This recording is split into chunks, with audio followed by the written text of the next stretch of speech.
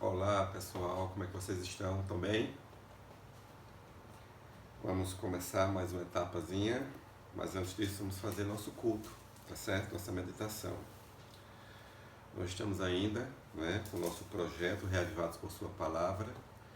Então vamos ler o Salmo 139, alguns versos para que nós possamos meditar e nos aproximar mais de Deus. Certo? Salmo 139 é muito interessante, é conhecido e ele é especial para todos nós, tá certo?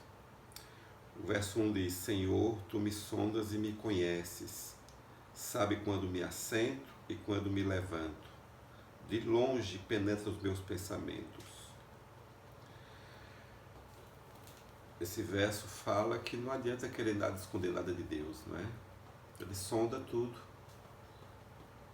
A gente pode até querer esconder coisas de nossos pais, de pessoas, mas de Deus não. Aqui no verso 7 diz: Para onde me ausentarei do teu espírito? Para onde fugirei da tua face? Se subo aos céus, lá estás. Se faço a minha cama no mais profundo do abismo, lá também estás. Aqui o verso 23 diz assim: Sonda-me, ó Deus, e conhece o meu coração. Prova-me e conhece os meus pensamentos. Vê se há em mim algum caminho mau e guia-me pelo caminho eterno. Então não adianta, nós queremos esconder nada de Deus. É tempo de refletir, fazer uma sondagem no nosso coração. Mais do que nunca estamos vendo que Jesus está pertinho de voltar. Então é tempo de limpar nosso coração, tempo de tirar tudo aquilo que pode nos afastar de Deus, pode nos tirar a salvação. Então esse salmo aqui é um salmo que nos chama, nos chama para realmente fazer uma limpeza em nossas vidas e viver de acordo com a vontade de Deus. Vocês não querem fazer isso também, não? Cada um da gente é necessário, Quem sabe lá no quarto fazer uma oração sozinho com Deus e aí pedir para que Ele venha nos ajudar a limpar nosso coração, porque a coisa que nós mais queremos aqui na terra é um dia estar lá no céu, Aqui a terra, nosso momento aqui é passageiro, certo? É rápido e passageiro. Então que Deus possa nos abençoar, que possamos levar a sério o estudo da sua palavra, como eu tenho falado várias vezes aqui. Eu tenho falado várias vezes que esse é um livro sobrenatural, é um livro que, quando lemos ele, desce poder do céu para a nossa vida, e precisamos de poder do céu para enfrentar nossos desafios, tá bom? Cada um de vocês pense direitinho, pense no seu dia a dia, pense em pedir a Deus para ser uma pessoa melhor, Vamos tirar as coisas do mundo que nos afastam dele, para que possamos, de fato, fazer a sua vontade, obedecer seus mandamentos, por amor a ele, não para se salvar, por amor a ele. E aí Deus cuidará da gente nesses dias finais e quando ele vier, nos levará para o céu. É a coisa que mais interessa no momento é agora, tá certo? Vamos fazer uma oração e vamos agradecer a Deus pelas bênçãos derramadas e para Ele estar com a gente nesses momentos difíceis que estamos passando agora, tá bom? Fecha o olhinho aí, vamos lá? Fecha o olho. Isso. Vamos agora orar.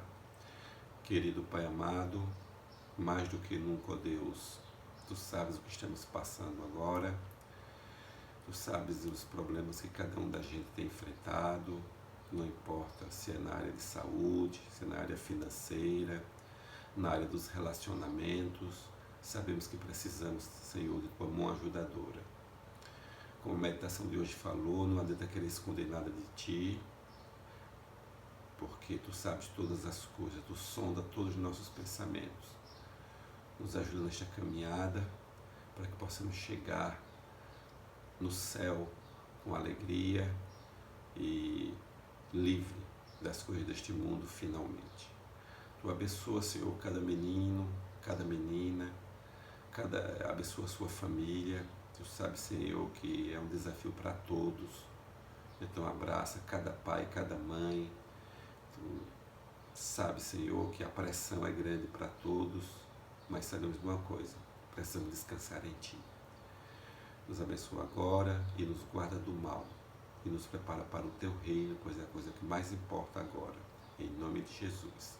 Amém. E aí, minha gente, como vocês estão? Como é que está? Estão aprendendo? Qualquer dúvida, entre em contato comigo, tá certo? Se não estiver aprendendo. Mas vou ver o que eu faço para facilitar a vida de vocês, tá certo? Explicar da melhor maneira possível, tá bom? Olha só, capítulo 6, não é? Isso aqui é as paisagens vegetais da Terra, tá certo? Então acompanha aí no livro, passando os slides aqui para ajudar a entender melhor, tá ok? Preste atenção, tá bom? Qualquer dúvida, repete o vídeo, repete de novo. Qualquer tiver mais dúvida, passa um zap para mim, que a gente tá aqui para ajudar vocês, tá bom? A entender melhor. Muito bem, vamos ver a importância da vegetação pra gente, né? A vegetação, vocês sabem, desde a criação do mundo, Deus criou tudo, tá certo? Esse espaço para o ser humano viver bem, e entre as coisas belas que Deus criou foi justamente a vegetação, não é?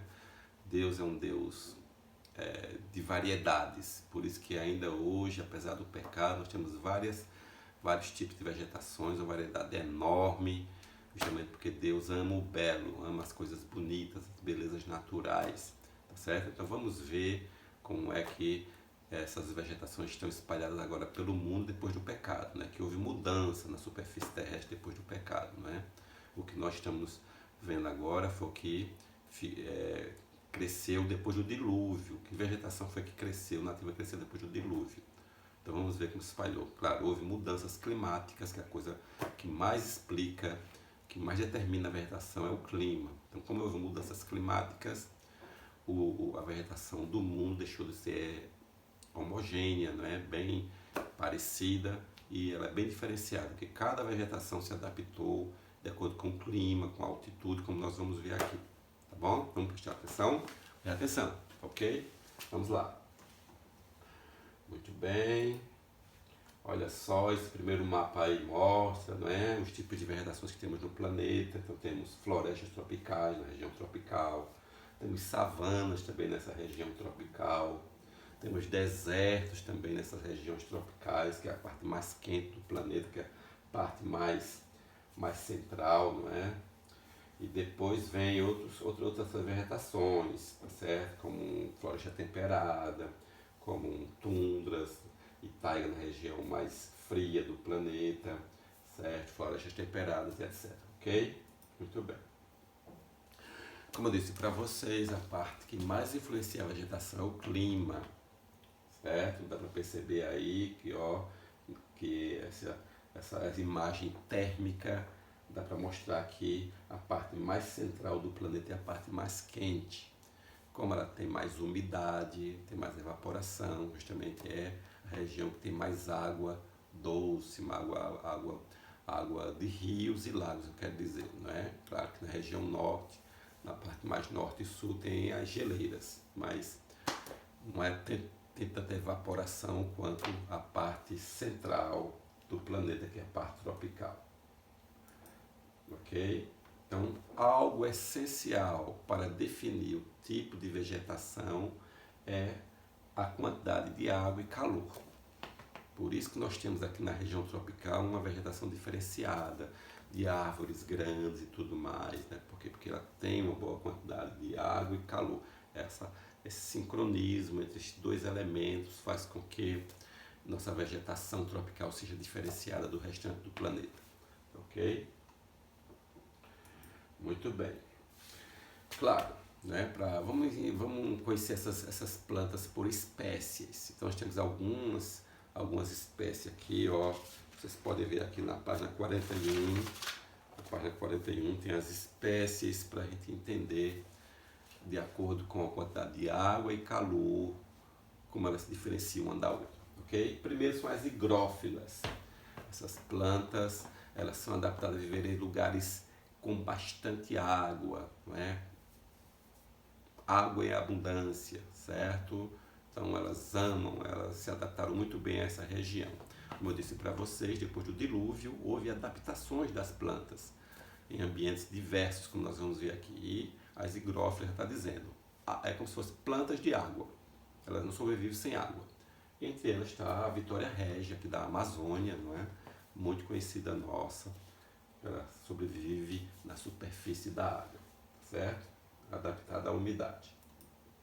Ok? As xerófilas, ao contrário, elas conseguem viver em ambientes secos, o mais árido possível elas conseguem viver. Aqui no Nordeste, nós estamos no Nordeste, é comum essas plantas, né? Nós temos as famosas cactáceas, né? Que tem o mandacaru, o facheiro, né? Que são mais conhecidos nossos aqui, que são adaptados a viver em ambientes secos, eles suportam uma época seca.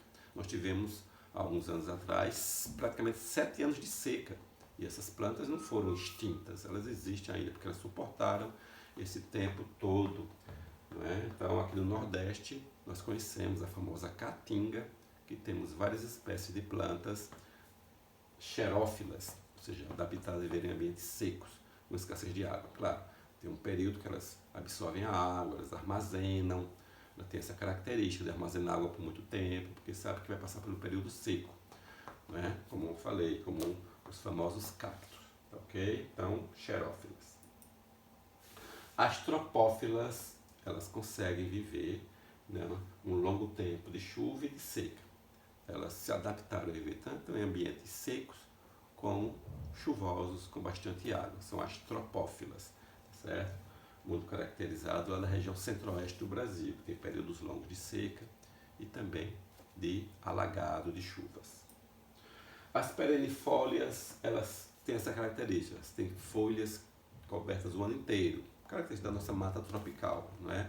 O ano inteiro tem folhas, certo? Na sua copa, então são as perennifólias.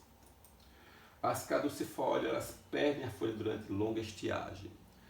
Para evitar, né, evaporação e perder bastante mais água, então elas perdem essas folhas, certo? Elas ficam ali parecendo mortas, mas na verdade estão se precavendo, se cuidando, né, coisa da própria natureza, para poder esperar o outro período de água, o período de chuva. As subcaducifólias, elas perdem apenas uma parte da folhagem, elas têm, para evitar também a evaporação, elas ficam com algumas folhas por ali, mas não perdem todas, como foi o caso das outras. Ok? Latifoliadas, elas apresentam folhas grandes e largas, tá certo? Então há uma fotossíntese maior, né? Então são características dessas folhas, dessas plantas. As ciculifoliadas são aquelas que têm as folhas pontiagudas, né? Como a cana, como o capim-santo e outros mais, certo? Folhas estreitas e pontiagudas. E vamos falar um pouquinho, uma coisa importante, muito importante, né, para a vegetação, é o solo. Na verdade, sem o solo, como é que vai sustentar?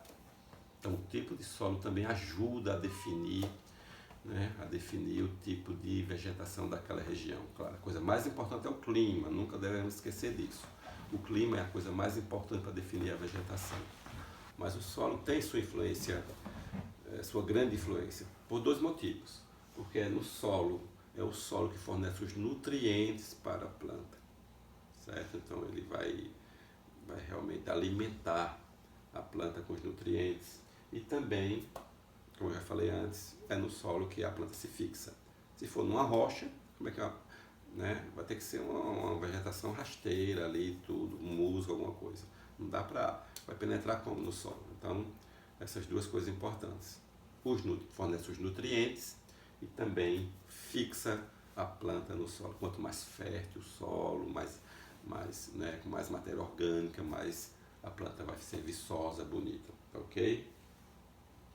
Muito bem. Ok.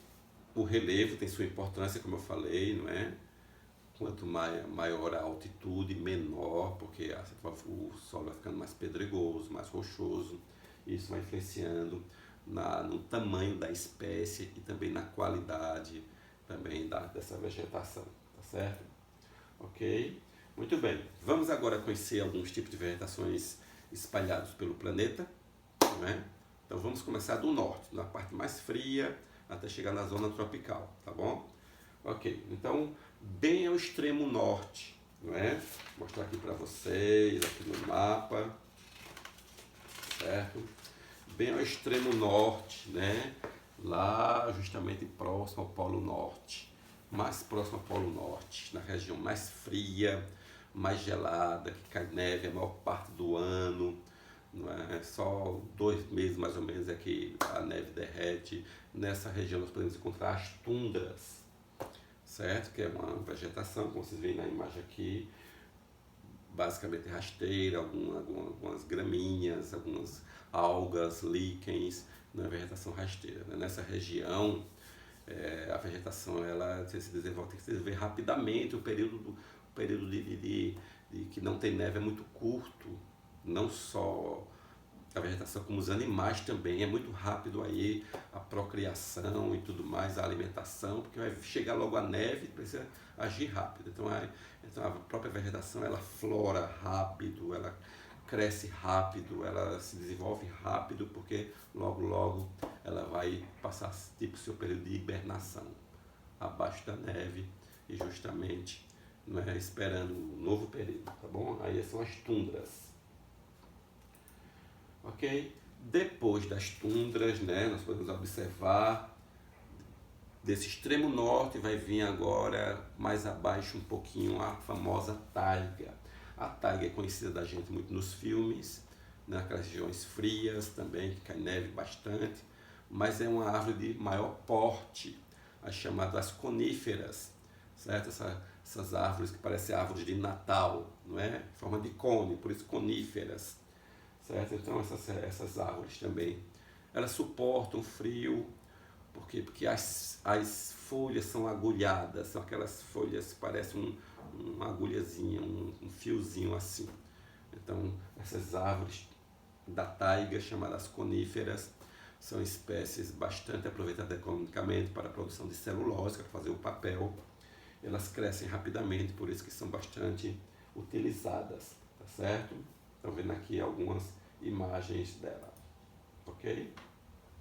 Saindo dessa zona extrema fria do norte, nós vamos agora para a parte menos fria, podemos dizer assim, que é a parte temperada. Lembra que eu falei que o clima é muito importante, determina, então, nessa região entre a zona tropical e o Polo Norte está a zona temperada. Então aí predomina justamente as florestas temperadas, tá certo? Ela tem uma característica interessante. Ela tem as 4 estações bem definidas, que é o inverno, o verão, primavera e outono, ok? Então dá para perceber aqui, ó, nessa imagem aqui, que a floresta temperada está nesse período, né, do verão, tá certo? As folhas bem viçosas e tudo mais, ok? Então aqui está a floresta temperada, que tem essa característica interessante. Muito bem. Então vamos agora para a zona tropical da Terra. Então agora sim vai haver uma variedade muito grande, dependendo da localização, da altitude, certo? Então o primeiro grande destaque são as florestas tropicais. Entre elas está a Mata Atlântica, muito conhecida da gente. Vou colocar umas imagens para vocês, certo? Da nossa área aqui em Serra dos Cavalos, não é? Aqui na região litorânea do Brasil. Não é à toa que a próprio nome Mata Atlântica, porque está à margem do Oceano Atlântico. Certo? Aqui em Caruaru nós temos, certo? Nós temos umas porções dessa Mata Atlântica, como estamos numa zona de transição, então nós temos aqui não só Mata Atlântica como Caatinga e tudo mais, tá certo? É uma vegetação que tem uma boa nível de chuva, sempre cai chuva aqui na região, então mantém essa mata aqui em Serra dos Cavalos e em Terra Vermelha também, ok? Muito bem. Também na zona tropical da Terra nós temos as famosas savanas, certo? Muito característico, esse nome nos leva para a África, não é? Então é lá que essa região, que essa vegetação recebe esse nome, savana, justamente. Aquela região, aquelas planícies, aqueles vales, onde se destacam as árvores de grande porte, árvores isoladas, com a vegetação quase rasteira, né, algumas gramíneas e algumas espécies, muito importantes para a alimentação desses animais, esses animais mais conhecidos que nós conhecemos, leões, as girafas, os rinocerontes, as zebras, certo? Nessa região lá. Okay? Essas savanas, que é a principal vegetação lá da África, certo? E aqui no Brasil, essas savanas, né, vocês sabem, naquele período, quando os continentes eram juntos, então eram uma vegetação só. Então, quando dividiu, aqui no Brasil, mudou um pouquinho as características, certo? Mas continua ainda com árvores isoladas, com vegetação rasteira. Mas aqui no Brasil recebe outro nome, que são o famoso Cerrado, da região centro-oeste do Brasil. Então lá, quem já viajou para aquela região de Brasília, de Mato Grosso, de Goiás, vai justamente para essa região do Cerrado, né, onde tem várias espécies de plantas muito conhecidas no Brasil, mas também muitas espécies de animais, né, a onça-pintada, que é a mais famosa, o maior mamífero brasileiro, temos o jacaré, temos várias espécies de aves, né, que é a região que chove bastante, que tem bastante água também. Tá, ok? Então, não esquecendo, lá na África se chama savanas e aqui no Brasil se chama cerrado, essa mesma espécie de vegetação. Tá, ok?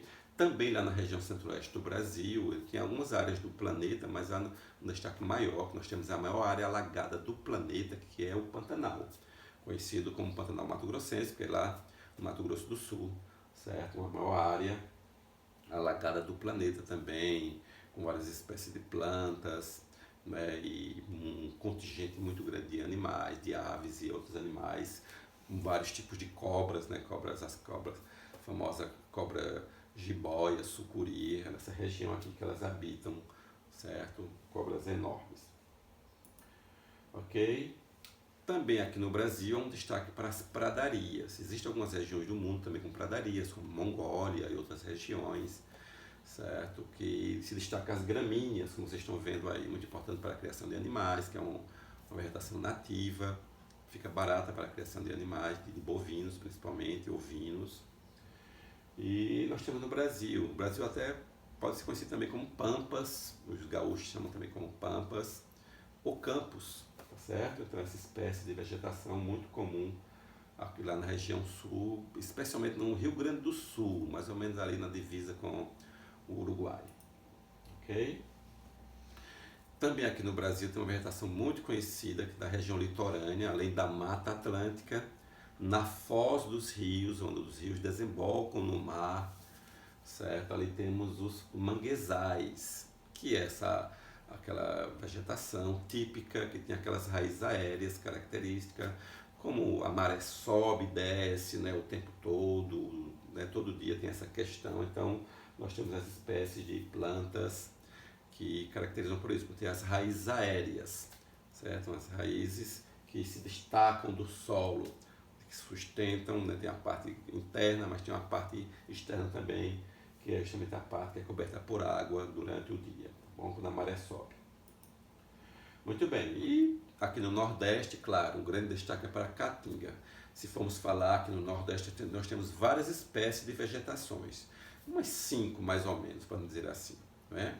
Mas lá na região do litoral, tem as praias, vocês, quando vão à praia, entram em contato com o manguezal e também com a Mata Atlântica, como eu já falei, tá certo? Mas tem também a Mata dos Cocais, tem a Cardaú do Babaçu, que é a região do Ceará, do Maranhão, do Piauí, e também lá no Maranhão, uma partezinha, quase a metade do Maranhão, para dizer assim, é de floresta equatorial, que é a floresta amazônica, tá certo? Mas o destaque maior é justamente para a Caatinga, que é uma vegetação muito riquíssima, certo? Que é um bioma muito importante para o planeta, não é só para o Brasil, ok? Que é a Caatinga, caracterizado pelo clima semiárido, como vocês sabem, não é?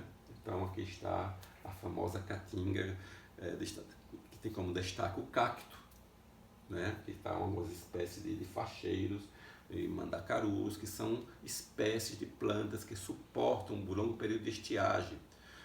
Há pouco tempo atrás nós tivemos 7 anos praticamente de seca e elas não foram extintas, esses animais. Bastou cair uma chuvinha pouquinha, está toda verdinha, bonita, como estamos vendo agora nesse período de inverno aqui no sertão, certo? No sertão aqui na Caatinga, ok? Então, aqui está a famosa Caatinga brasileira. Muito bem. Outra espécie importante são as vegetações desérticas.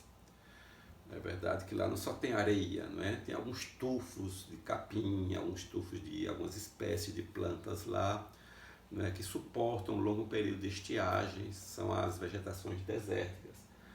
Destacando também os oásis, tem palmeiras, tem várias espécies, porque ali onde a água subterrânea flui, né, em determinada parte do deserto, temos os famosos oásis, né, muito importante para os viajantes, para se abastecerem com água e com alimentação também, certo?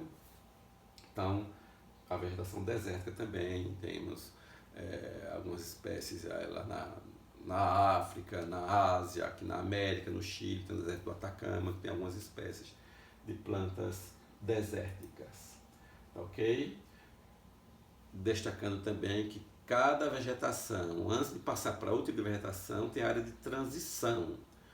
Destacando aqui Caruaru, que nós estamos no Agreste, área de transição, tem zona da mata, que é a Mata Atlântica, e a Caatinga do Sertão. Então, por isso que aqui nós temos duas espécies que se destacam, a Mata Atlântica, certos cavalos, como já falei, lá em Terra Vermelha, que se destacam mais, e também a Caatinga. Se for para o Alto do Moura, aquela região ali, ou para a área de Toritama, essa região, então a Caatinga ali se destaca muito mais, porque estamos numa área de transição, ok? Muito bem. Então, antes de terminar de falar sobre as vegetações, falando sobre as principais que tem no planeta, não é? Nós vamos falar sobre as questões ambientais. Como é que o homem está cuidando dessa vegetação? Está cuidando bem? Não está muito bem, não é? Por causa do consumismo, né? Por causa do lucro, então eles exploram bastante essas vegetações e aí vem os graves problemas ambientais, tá certo? Entre eles, problema nos rios, os rios começam a secar porque tem as matas fluviais, matas ciliares, que é a margem do rio, porque tiram essas matas, não é? O desmatamento, então provoca o assoreamento dos rios, que é aqueles bancos de areias começam a surgir, e aí o rio que era navegável deixa de ser navegável, tá certo? Prejudica o abastecimento das cidades, ok? Outras coisas mais. Vamos ver mais algumas coisas aqui. Devemos cuidar da biosfera, que é todos os ecossistemas do planeta, porque todos eles dependem um do outro para sobreviver, animais da vegetação, a vegetação dos animais, o homem depende de tudo isso, devemos cuidar bem melhor disso, tá certo? São vários ecossistemas que se interagem, não é? Que dependem um do outro, como conhecemos como interdependência.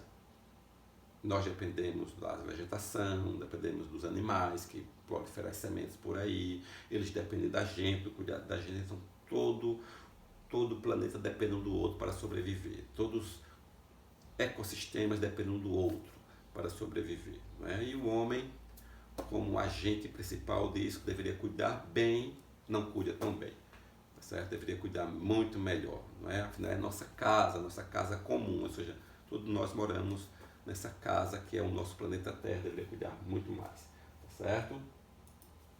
Muito bem, então temos mais algumas imagens aí do falta de cuidado do ser humano com os esgotos domésticos, com a poluição das fábricas, né, que prejudicam a atmosfera, que interfere na nossa qualidade de vida.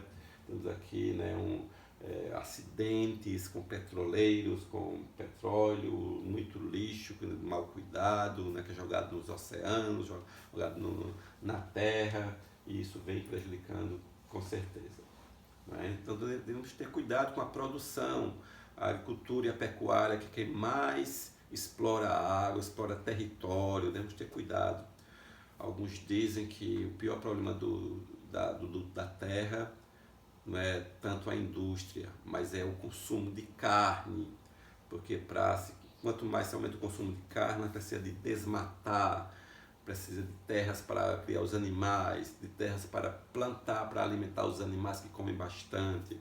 Então, um dos principais problemas da vegetação do planeta é a criação de animais, é o consumo de carne, que vem aumentando assustadoramente, né, no planeta. A agricultura também, certo? Mas a pecuária diz que tem um dano maior para justamente o ecossistema, ok? Então, os efeitos da agropecuária são realmente alarmantes aqui na Terra. Devemos cuidar do nosso planeta, que é a nossa casa, cada um faz a sua parte, né? Muito mais os grandes homens da Terra, que são os políticos, governantes, empresários, eles que têm poder de decisão, então eles estão com a maior responsabilidade de tomar decisões importantes que estão sendo tomadas, né? Já estão usando muita energia limpa, eólica, solar, não é, nos oceanos e tudo mais. Então, ainda não é o suficiente, mas esses homens, o poder da decisão está nas mãos deles. Então, o destino do nosso planeta está nas mãos deles, ok? Então, Deus possa abençoar vocês, Deus possa ajudar vocês a entenderem. E eu queria só salientar, antes de terminar, que há possibilidade de ter um desenvolvimento sustentável, sim, certo? O que é desenvolvimento sustentável? Produzir prejudicando o menos possível o ambiente.